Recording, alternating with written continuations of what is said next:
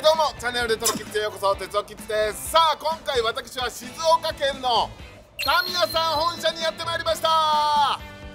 実はこのタミヤさんの本社の中に歴史館というミュージアムがあるんですよね。今回はそこをご紹介したいと思います。しかもそのご案内をしてくださる方、とあるビッグなゲストでございます。それではレトロキッズスタート。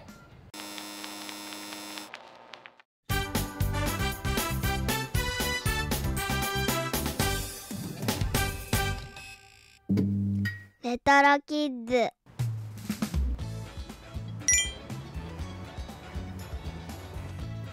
さあ階段を上がっていきます。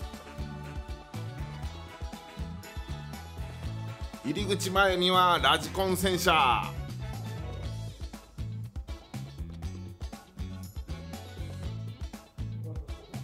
ロビー内にも普通にプラモが置いてあります。めちゃくちゃでかい戦艦のプラモが飾ってありますね。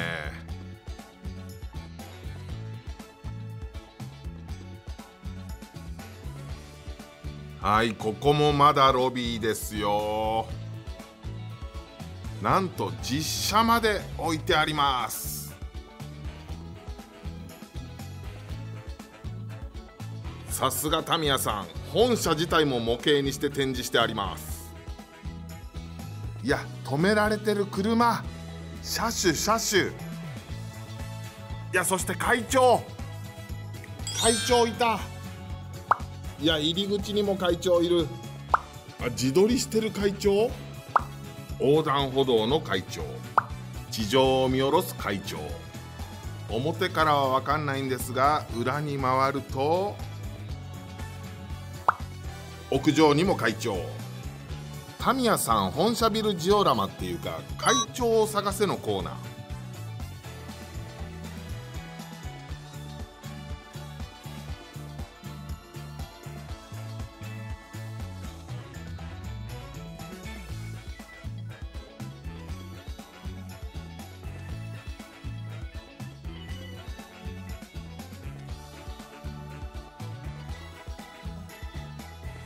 はい、駐車場じゃないです。ロビーです。射出成形機。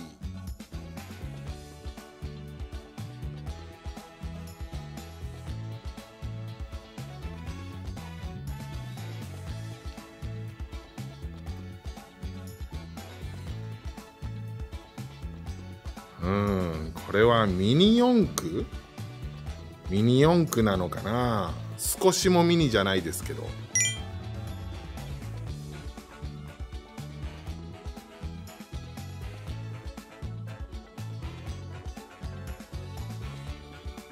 ロビーのところにショップもありまして、こちらでお買い物をすることもできます。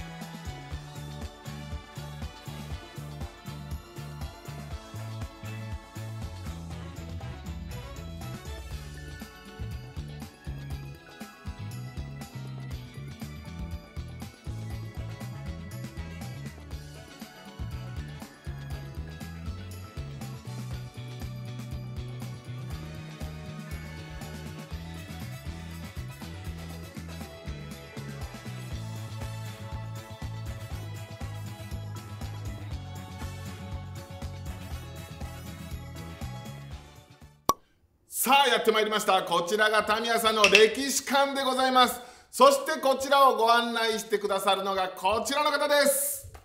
こんにちは、前住です。よろしくお願いします。はい、タミヤさんの YouTube でおなじみの、前住パイセンでございます。よろしくお願いします。よろしくお願いします。お願いします。ね、パイセンははいあれですよね、タミヤさんの社員さんなんですよね。そうです、社員です。はい、でもどっちかというと、そのタミヤさんの社員さんっていうイメージよりも、そのラジコンのお兄さんっていうイメージが。そうですね、すごいラジコンが好きなんで、ラジコンばっかり操縦してます。はい、でもタミヤさんの社員さんなんで、ちゃんと社員です。この歴史館のご案内してくださるんですね。多分半分ぐらいはできると思います。すみません、よろしくお願いします。ありがとうございます。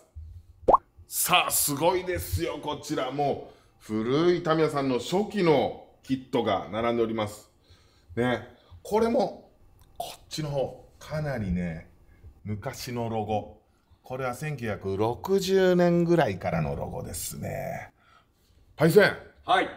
これあれですよね、タミヤ会長の、弟さんか誰かがデザインされたロゴですよね。今とはロゴの色が逆で、まだ青が左側にある時ですね。そうですね。で P のマーク、そうですね、をかたどってるということで、でしかも1960年代前半ですよね。地球儀のマークが残っている。そうなんですよ。もともと地球儀のマークでしたよね。もともとがそうですね。でこの P のマークに変わった時に、初期のものは地球儀のマークが左上に残ってるんですよね。こんなもん詳しい。いや、古いキット大好きなんですよ。昔のキット好きで。ただもうこんなのはもうどんな中古屋さん探しても見れないですね。ないですね。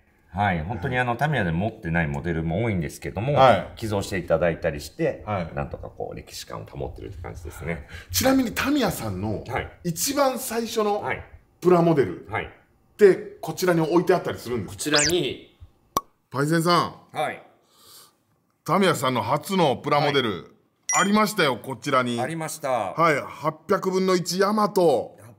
これなんですね。はい。オールプラスチック初のタミヤさんの模型は。そうです。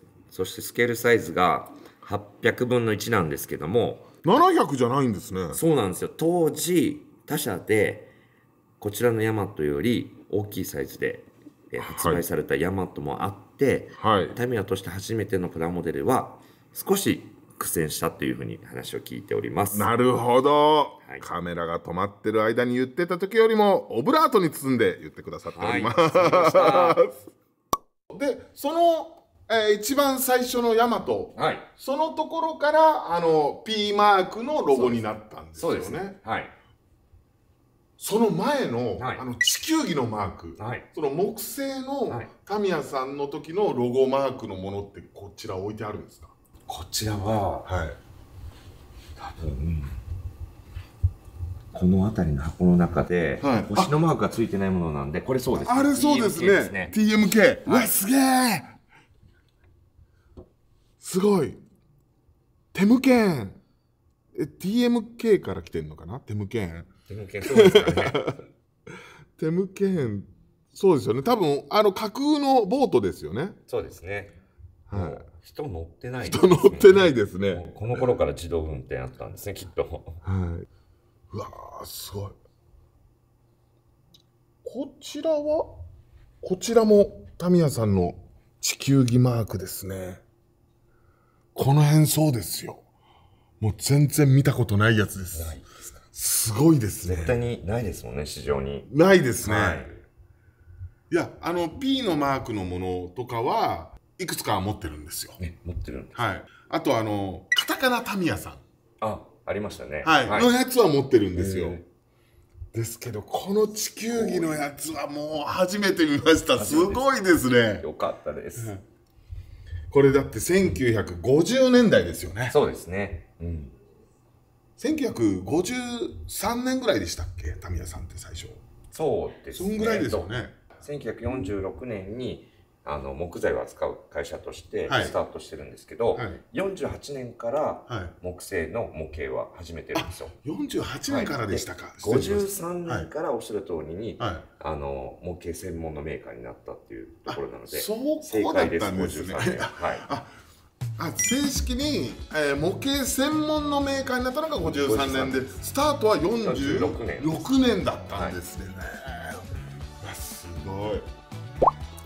この辺の戦車は、木のものですね。まだプラモデルになる前のものです。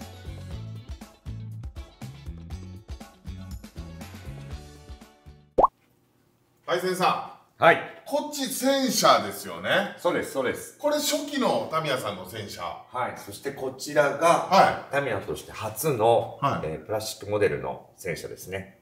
パンサータンクということで。あ、パンサーが一番最初だったんですか？そうです。あ、タイガーじゃないんですね。パンサーなんですよ。1962年の1月に発売されたモデルです。そうなんですね。はうわー、もうこれでも箱ももうかなりここに飾ってあるのでボロボロですから、はい、もう日本にないですよね。ないですよね。はい、そしてこうタミヤとしては初めてヒットしたプラスチックモデルがこちらのモデルになるので。最初に出たヤマトはやっぱ本当に苦戦したんですね。そこそこで、こちらのパンサーで一気に、ヒットしたっていう形になります。まあ、他のメーカーと違いまして、モーターが搭載されていて、戦車が動く。走るんですよね。そして砲塔の先に赤いライトがつくといったモデルで、当時発売された時は、その作るだけではなくて、購入された方が遊べるようにということでモーターをつけたんですけど、日本中の模型屋さんで戦車のレースをするのが流行ったみたいですね。あ、そうなんですね。で、そのモーターを入れる、そしてその電池ボックスを仕込むっていうために作った大きさがたまたま35分の1だったから35分の1だったっていうのを聞いたんですけど、やっぱりそれは本当なんですか？そうですね。モーターと電池が入ってますので、そこのスペースを確保して作りました。そしてこうスケールサイズを測ったところ、35分の1のスケールサイズだったので、それ以降35分の1シリーズとして展開しています。そうなんですよね。だからスケールモデル、特にこういう AFV 系なんて、やっぱり35分の1がメインのイメージありますけど、この35分の1っていうスケール作ったのタミヤさんなんですね。そうなんですよ。実はタミヤとして作った初めての世界基準がこの35分の1。今もう一番広まってますもんね、35分の1。そうです。そして、モーターライズで35分の1で始まった戦車なんですけども、この後、リモコン式の戦車出ましたよね。出ました。僕今ちょっとそれすごい集めてるんですけど。そうなんですか。リモコン戦車、ありました。これですか？戦車シリーズ、リモコン。リモコン。ここですね、35分の1で出てますね。ロンメル T34 ありますね。でもこれ当時のものですよね、きっと。そうですね。めちゃくちゃよくできてますね。でも物が多分あんまりもう残ってないんですよね。多分だからだと思うんですけれども、これ履帯切れてますね。左側ないですね。これちぎれてますよね。ないですね。ゴム履帯だからもう劣化しちゃって。そうですね。ゴム持たないので。うわほら切れちゃってる。こっちのもやっぱ履帯が劣化するんですね。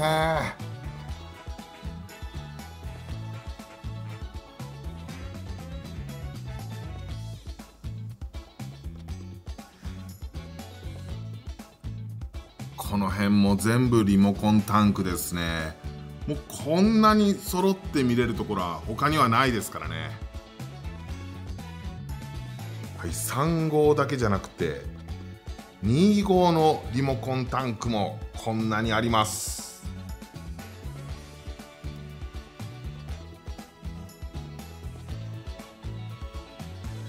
いやもう箱見てるだけでワクワクしますね。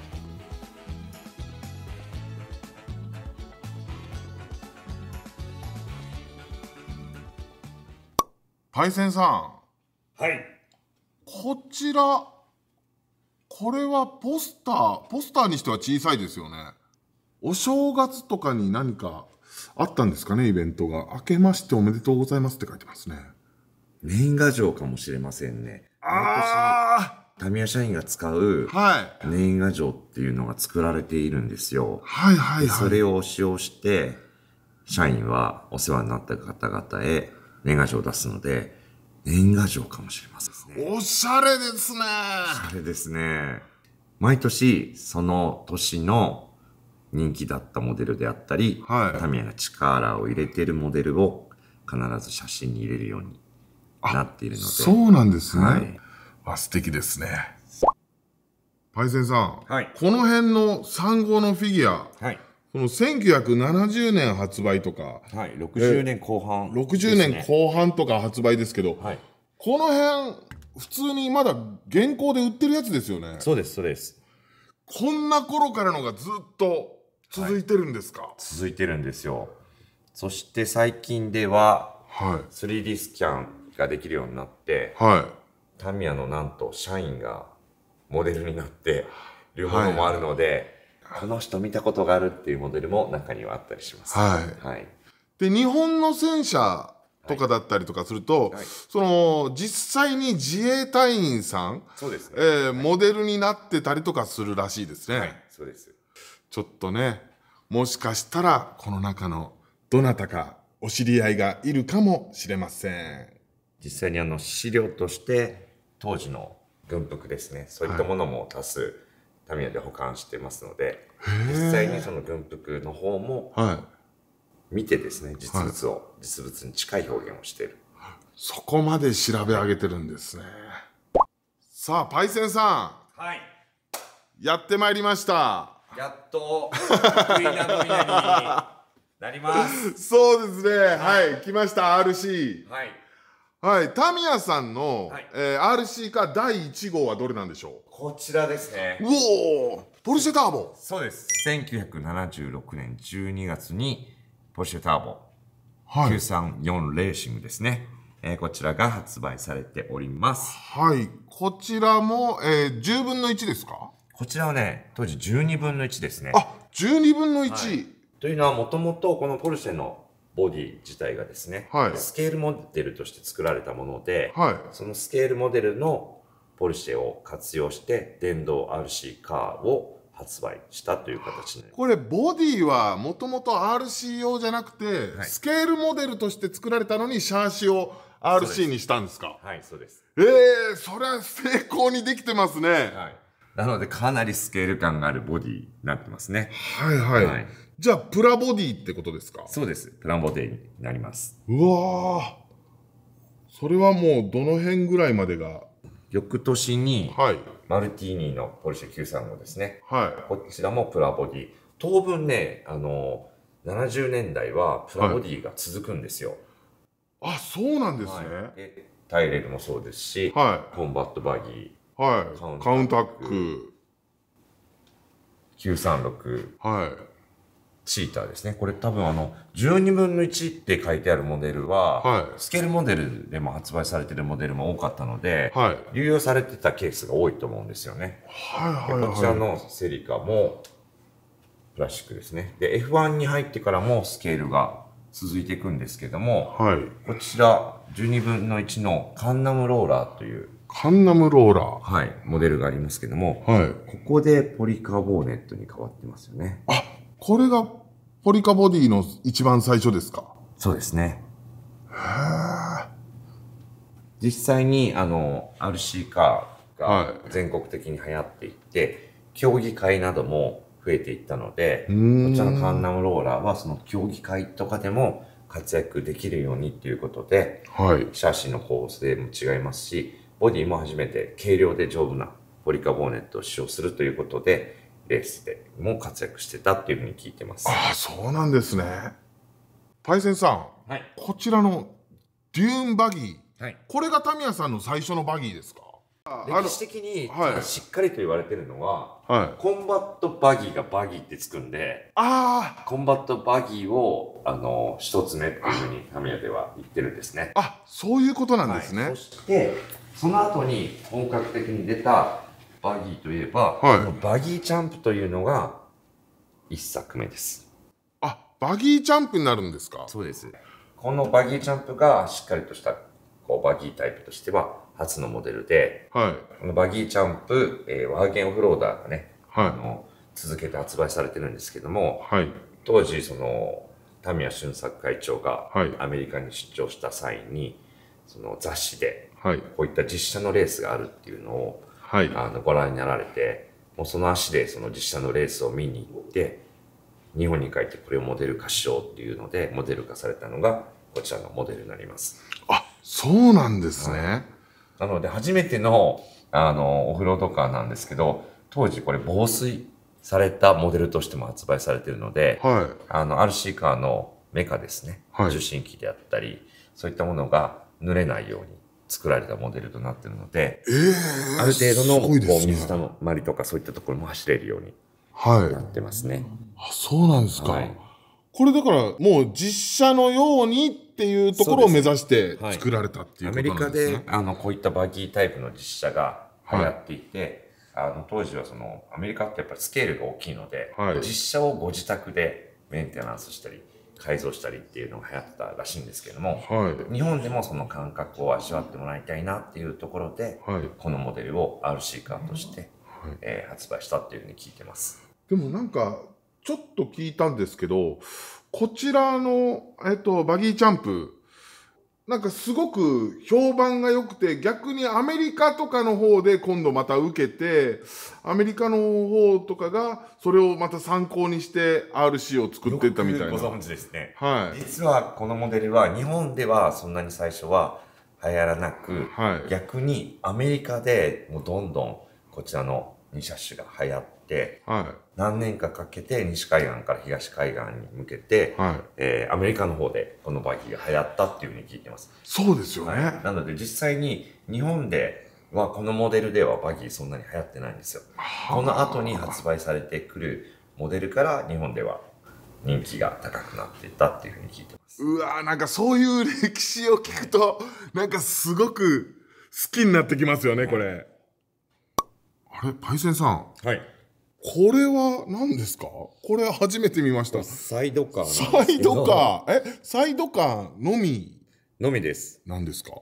この一車種だけタミヤからサイドカー発売されてるんですけど、滝さん、滝博士という RC カーの生みの親の博士がいらっしゃるんですけど、聞いてみたんですけど、ちょっと面白そうだから作ってみたっていうふうに。いや、面白いです。面白いんですけど、どうなんですか？需要的にはどうでした？いや、多分走行できるところがかなり限られてくるのと、限られてるので、当時はそこまで人気ではなかったというふうには聞いてますけど、今でもやっぱりこちらのモデル再販してほしいっていうお声とかはたくさん聞いてます。あ、そうなんですね。これ、復刻版はないんですか？はい、こちらのモデルは復刻が難しいというふうに聞いております。あ、もう金型ですね。残ってないんですか？わあ、なるほど。確かにこれは一度作ってみたいなとは思いますね。これめっちゃ早かったら面白いですしね。面白いですよね。僕も長くRCカーやってますけど、サイドカーのモデルはジャンル的にやったことがないんで、トライしてみたいですね。さあ、名作アバンテ。アバンテですか。これアバンテ最初出た時めっちゃ高くなかったですか？高いです。高いですよね。で、復刻もまためっちゃ高かったような気がするんですよ。当時いろんなメーカーさんから RC カー発売されてたんですけども、タミヤとして最高傑作のモデルを作ろう、そしてかっこいいモデルを作ろうということで開発されたモデルなので、もう考え方が全く違う風に作られてるんですね。それまでの、かっこよくて楽しい、RC から本格レース仕様にこのアバンテで移行しようとしたっていう。そうですね。で、実際にこちらのモデルを使って、当時、タミヤの社内で、タミヤレーシングファクトリーという、RC カーのレースを行うチームが、TRF ですね。発足されて、このモデルから、いろいろな大会に、全日本選手権や海外のレースまで参戦するようになりました。今、TRF さんは、レースの方よりもどっちかというと、その初心者までみんなにこう、RC の楽しさを広めていくっていう方向に力を入れてるイメージありますけど。1999年から約18年ぐらい、世界戦とかを戦うようなレース活動をしてたんですけども、ある程度そういったこうノウハウの方をですね、吸収できるようになったので、現在はもちろんそのレースをやられる方に満足していただける車の開発もそうですけども、はい、RC 界のために新しい、層のユーザーを増やすような活動を多く行っています。はい。来ました。ホットショット。ホットショットはたまらんです。私が子供の頃に、はい、初めてそして唯一買った RC がこれなんですよ。めちゃめちゃリッチじゃないですか。最初から 4WD いけたんですか？1年半、もう全お小遣い、誕生日プレゼント、お年玉、全部を合わせてつぎ込んで。はい、すごい。僕多分1年半同じぐらい頑張って貯めたんですけど、はい、僕はグラスホッパーでした。これ当時2万円以上しましたよね、確か。しました。21,800円とかしたと思うんですけど。しました。で、プロポですから4万弱かかりました。しますね。僕は7,700円のグラスホッパーからです。グラスホッパーは本当助かりましたね。小学生でもなんとか頑張れば手が届くっていう。そうですね。はい。はい。そしてただグラスホッパーを買ったら、はい、みんなもうちょっと頑張ってホーネットにしたらホーネットの方が早いじゃんみたいな。弟がホーネットだったんで。そうなんですね。弟の方が早かったんですね、車的には。はい。でもそのおかげでうちは RC カーハマってお父さんも買って、はい、3人で改造するようになったのが始まりですね。やっぱグラスホッパーホーネットスタートですか？そうです。今でも、はい、正直グラスホッパーがめちゃくちゃ売れていると聞くんですが、はい、それは本当なんですか？本当に売れてます。そうなんですか。はい、だって今令和ですよ。そうですね。グラスホッパー、1984年じゃないですか。そうです。今年で40周年です。40周年ですよね。はい、今その40周年で、はい、このグラスホッパーめちゃくちゃ売れてるんですか？売れてます。わあ、やっぱ当時ね、お値段的にもぐっと安かったですし、ただ、はい、ホーネットが、はい、それと多分2000円違いぐらいですよね。8,900円ですね。とかですよね。1,200円高くて。はい。でもモーターが標準で、540モーターだったんですね。がついてるんですよね。グラスホッパーが380っていう、ちょっとちっちゃいサイズだったので、はい、ホーネットの方が圧倒的に速かったんですね。圧倒的ですよね。はい、僕入社して調べたことあるんですけど、はい、タミヤの RC カーモデルの中で一番販売数が多いモデルは実はホーネットなんですよ。そうなんですか？はい、グラスホッパーじゃないんですか？ホーネットだったんですよ。じゃあ一番売れた、RC は何ですかって言ったらホーネットで正解なんですか？正解です。うわー、やっぱそうなるんだ。ホーネット。海外も含めてなので、はい、やっぱり海外でもホーネットは人気だったと思いますね。ちょっと聞いたことあるんですけど、はい、でも海外の方は組み立ててっていうよりは元から出来上がったものを走らせて遊ぶ方が主流って、アメリカの方とかはそっちが主流って聞いたんです。そうですね。2000年代に入ってからですね、それは。そうなんですか。タミヤも完成品とかそういったものを出してるんですけども、はい、やっぱ2000年過ぎてから海外でも完成された結構スピードの速い RC カーが流行るようになったので、はい、そこからタミヤも完成品の RC カーを販売するようになってますね。なんで80年代当時はまだ完成品はなかったと思いますね。はい、歴史ですね。スーパーショットじゃないですか。はい。そのホットショットにもうとりあえず全部載せた、はい、付属パーツ全部載せで、そうですね。はい、登場したスーパーショット。はい、しかもダンパーショックが4本になっていて、はい、ロング化されているので、はい、かなり走りも意識したモデルとしてスーパーショットが発売されたと思います。はい、はい、ただ当時としては、高すぎましたよね。高いですね。これ27,800円ぐらいしませんでした？はい、しました。正直だからスーパーショットって本当もうお金持ちモデルのイメージ。そうですよね。モーターもちょっと速いのついてたんじゃないですかね。確か。そうなんですか。はい。テクニパワーかなんか。テクニゴールドテクニゴールドが時代じゃないですかね。僕が始めた頃がスプリントとか、はい、そういったモーターがあって、その後にテクニゴールドとか発売されてますんでね。テクニゴールドこの間中古のやつ買いました。売ってましたまだ。はい。ちょっと一回多分調整しないとダメだとは思うんですけど。そうですね。なんか夢ですからね。モーターとか変えてスピードを速くするっていうのも、はい、小学生ながらにすごいロマンがあって、はい、もうとにかくキット買った次にモーターのお小遣いを貯めましたね。ですね。で、みんななんかブラックモーター。ブラックモーター、スプリントみたいな。憧れましたね。で、あとこのフルベアリング仕様ですよね。そうですね。ベアリング当時めちゃくちゃ高かったんですよ。当時はなんかそのブリスターパックにスポンジが入っていって綺麗にベアリング並べられてるんですよ。あたかもすごい高級なアイテムみたいで、で子供ながらにこの輪っかがなんでこんな高いんだろうと思ってそうです。だってキャラクターのプラモデルとかが400円500円とかの時代に、ベアリングに5000円って5000円って何これモーターはわかるじゃないですか。なんか、ベアリングみたいな感じでしたね。でしたよね。でもやっぱ純正が欲しくなって、やっぱタミヤのベアリングってシールドベアリングって言って、ゴミが入らないようになってたんですね、外から。僕は純正のタミヤのベアリングが欲しいなと思ってお金貯めた記憶があります。いやー、みんなやりますよね。通ります。それが最初から入っているスーパーショット。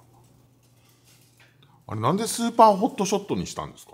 再販のやつスーパーホットショットになってますよね。名前ですか？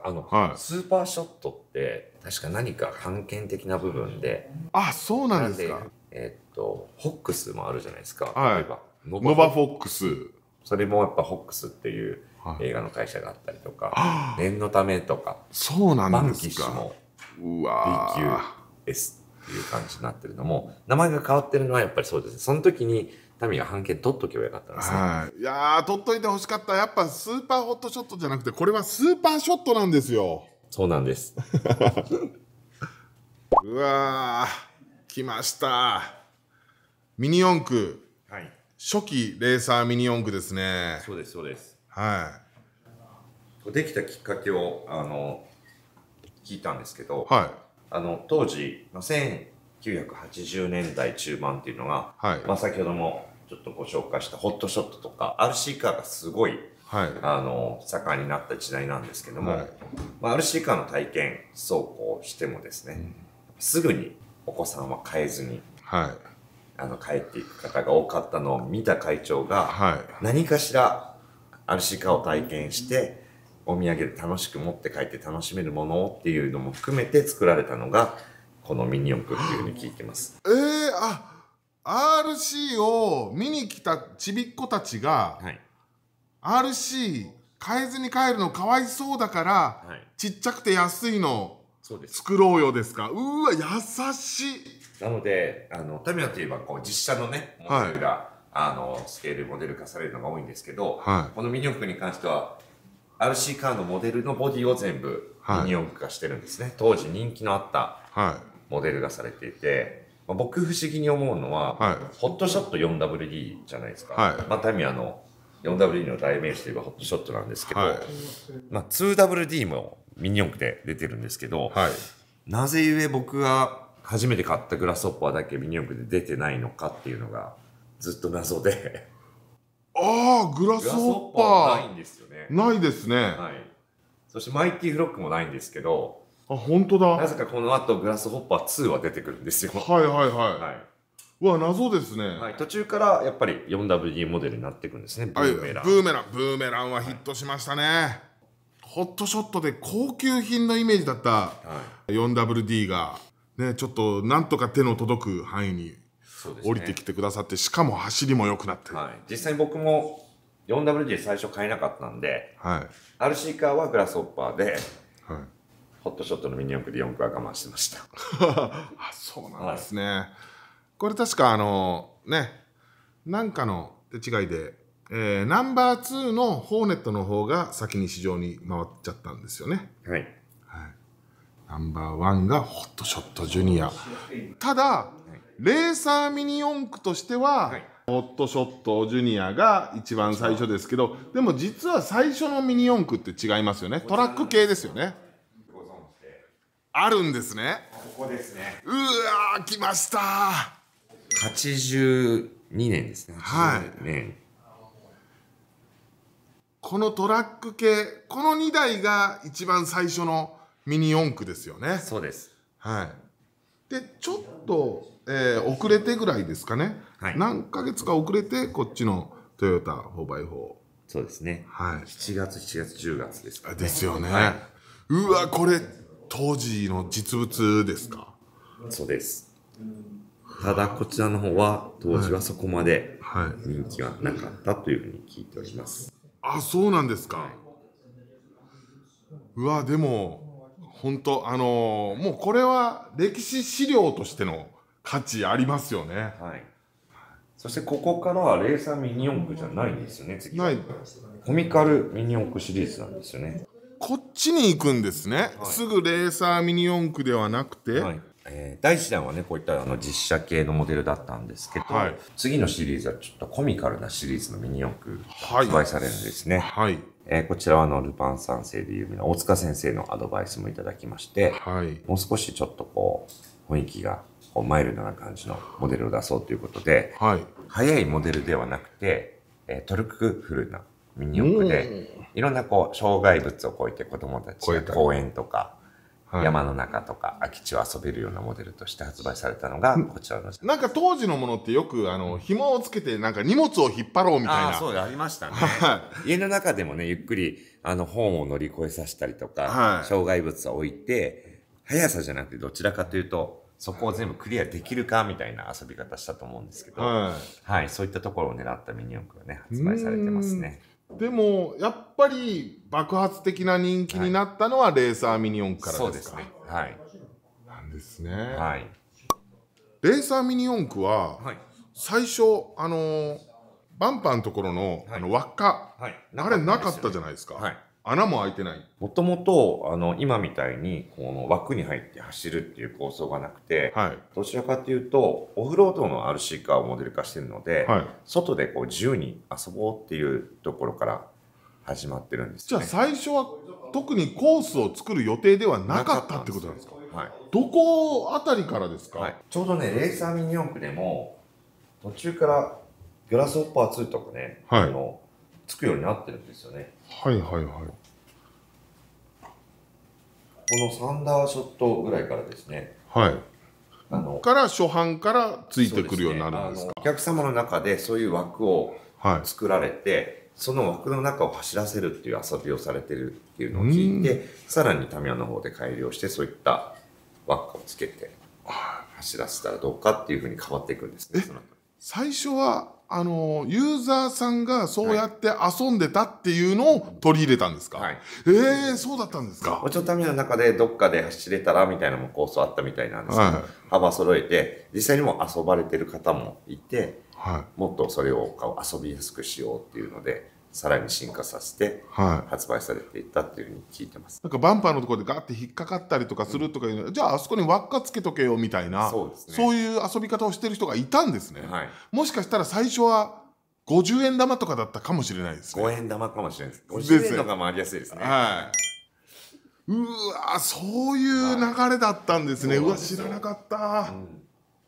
ここにねありますけど、エンペラーダッシュ1号ですね。ちょうどコロコロコミックさんの方で、ダッシュ4クロというアニメが始まって、ここからがミニ四駆の第一次ブームっていうふうに言われてますね。ダッシュ4クロですか。その後、また次のブームがレッツエンドゴー。そうですね。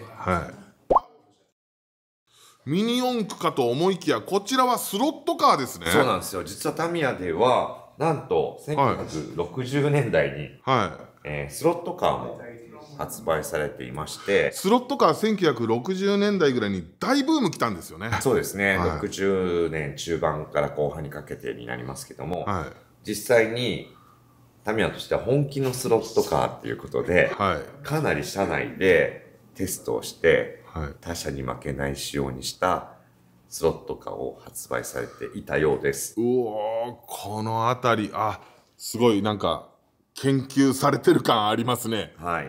実際に、タミヤ俊作会長がこちらのモデルを持って、海外の販売店さんで開催されているレースにも参戦してたみたいで。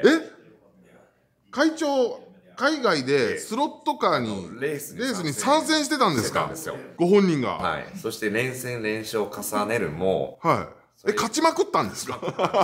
アメリカではそれがこのモデルが早いんじゃなくて、はい、俊作会長の腕が上手、うまいから、俊作お前がすごいだけだぜって早いんだって言われて、そんなに売れず、逆にヨーロッパの方ではどちらも認められて、タミヤのスロットがすごいっていう形で、人気を得たっていうふうに聞いてます。じゃあタミヤさんのスロットカーはどちらかというとアメリカよりもヨーロッパで売れた感じですか？そうですね。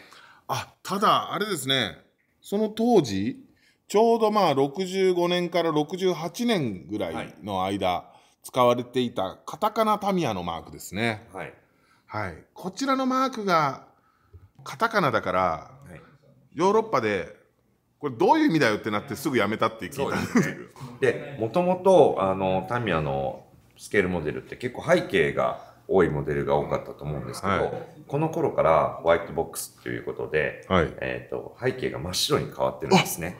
そうですね、はい、背景ありませんね、真っ白。はい、なんでこれかっこいいですね。でもね60年代中盤からは、はい、かなりその海外を意識して、はい、世界で通じる、商品を発売しようということで、はい、大人の方から見てもかっこよく、なんか当時プラモデルってちょっと子供がやるイメージが強かったので、日本ではそうですよね、大人も楽しめる高級感があるものにしようっていうことで背景が白に変わったっていうふうに聞いてます。そうなんですね、はい、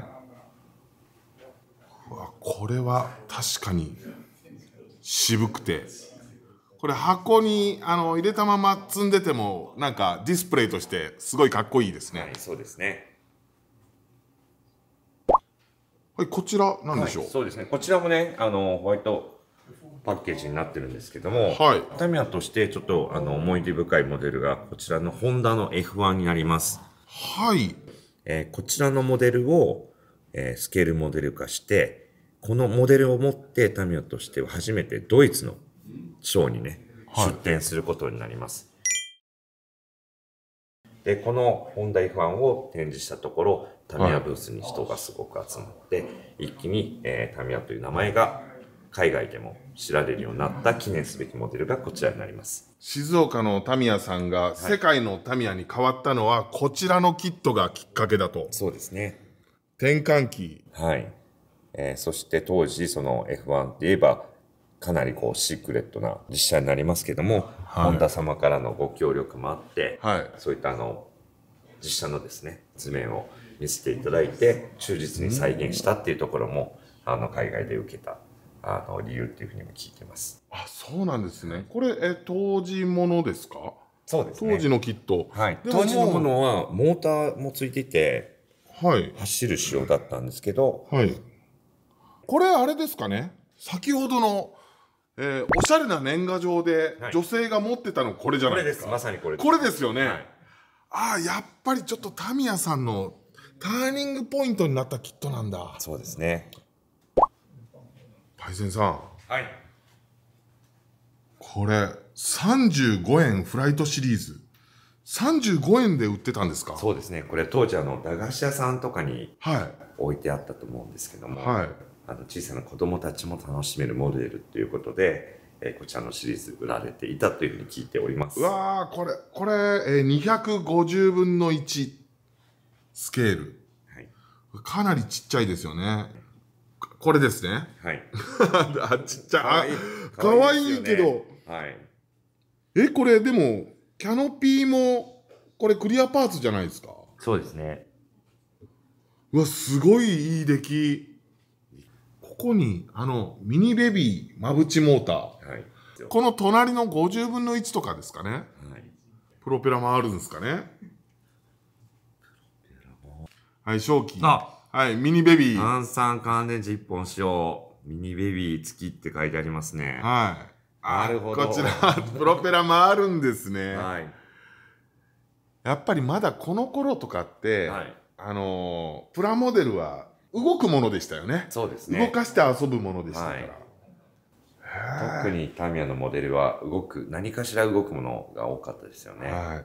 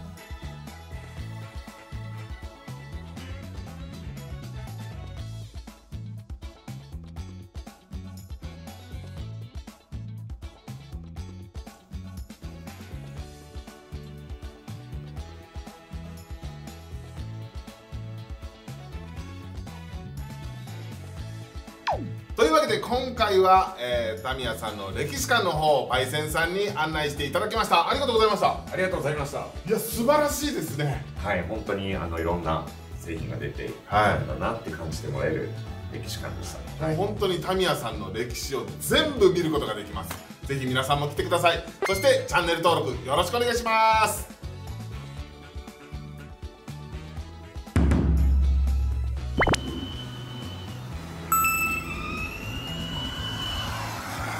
うわすげえ。